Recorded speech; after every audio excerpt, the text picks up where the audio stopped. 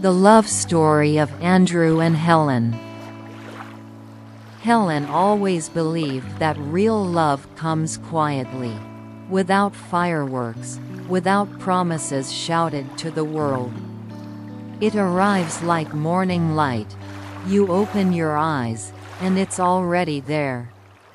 That's how Andrew came into her life. She had moved to London at 25, determined to start over.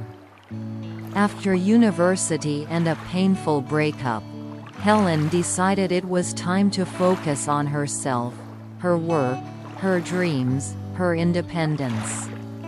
She found a job in an advertising agency, rented a small flat in Shoreditch, and spent her evenings with a cup of coffee by the window, watching strangers hurry home.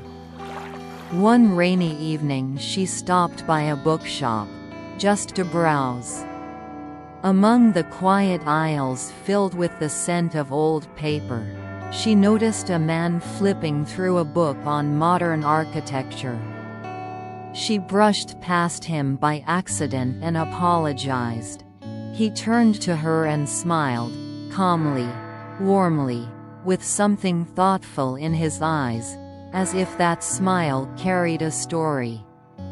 "No harm done," he said. "Although, if you're into architecture too, maybe this is fate."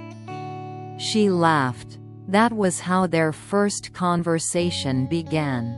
His name was Andrew Milton. He was an architect working on a new housing project. She told him she was just looking for inspiration. They talked easily, naturally. Before she left, he asked for her number. A week later, they met again, this time on purpose. Their relationship unfolded like the city itself, alive, full of surprises. They walked along the Thames, shared ice cream in the rain, wandered through galleries, argued about movies and ideas. Helen couldn't believe how easy it felt to be around him. No masks, no pressure, no fear of being misunderstood. Andrew listened. He noticed things. He didn't fill silences, he lived in them. He showed her his world, the symmetry of buildings, the rhythm of design. She showed him hers, colors, emotions, the power of words. Together, they made sense. 2 years later, he proposed. It wasn't grand or theatrical. Just a quiet evening on Waterloo Bridge, the sky painted orange and pink. "Helen," he said, holding her hand, "I can't promise it will always be easy. But I promise I'll stay. I'll fight for us." She didn't say yes. She just kissed him, and that meant more than any word. They married simply, surrounded by friends and laughter. No glitter, no extravagance.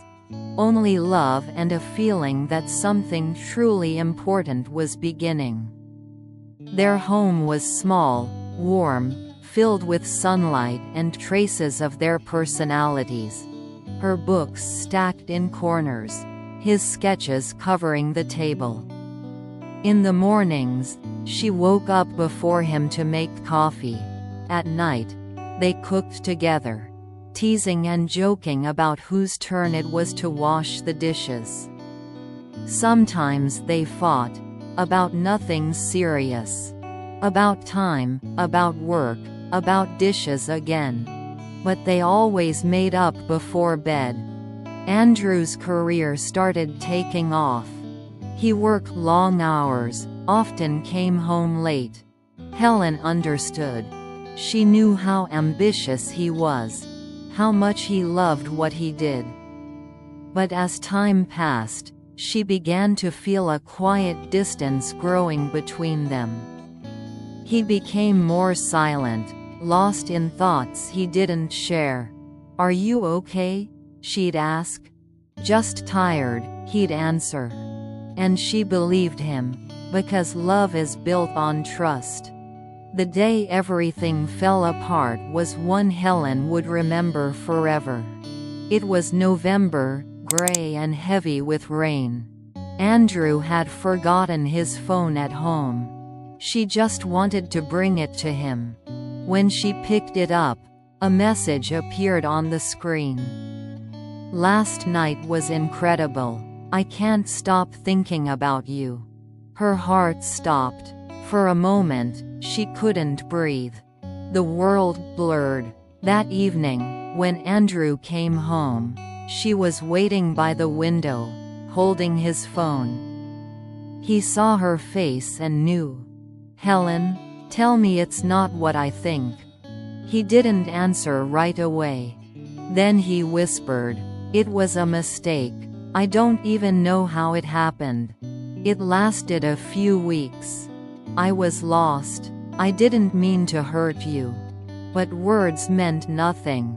She didn't scream. She didn't throw things. She simply walked away into the bedroom. That night she lay awake, listening to the rain and her own heartbeat, feeling like her entire life had shattered into 1,000 pieces. In the morning she said quietly, "I don't know if I can forgive you." He nodded. "I don't know if I deserve it. But I'll try to earn it." The months that followed were the hardest. Helen tried to keep living, working, smiling, pretending. But every look, every word reminded her of what had happened. The house felt cold. Even silence between them had changed. Andrew didn't give up. He started writing letters, real ones, on paper. Letters full of regret, pain, and sincerity. He didn't defend himself, he just admitted his failure. But forgiveness doesn't come on command. Some days she thought she could move on. Then she'd see him and feel the pain again. Sometimes she hated him. Sometimes she hated herself for still loving him. Deep down, she knew. If she didn't love him, it wouldn't hurt this much. Almost a year passed. They still lived together. Strangers under the same roof. Then one day, on their wedding anniversary, Andrew asked her to meet him at the same bridge where he had proposed. The city looked different now, colder, quieter. He stood there waiting. When she approached, he said softly, "I'm not asking you to forget. I'm asking you to let me start again. Not the way it was, better." She looked at him for a long time before answering. "I don't believe words anymore, Andrew." "Then let me prove them." From that night, something changed. He opened up completely. They began therapy together. For the first time in months, they talked honestly. About fears, pain, mistakes, needs. Helen slowly started to see that there was still warmth in his eyes, and for the first time, hope. One rainy evening, sitting together on the porch, she whispered, "I forgive you." He didn't say a word.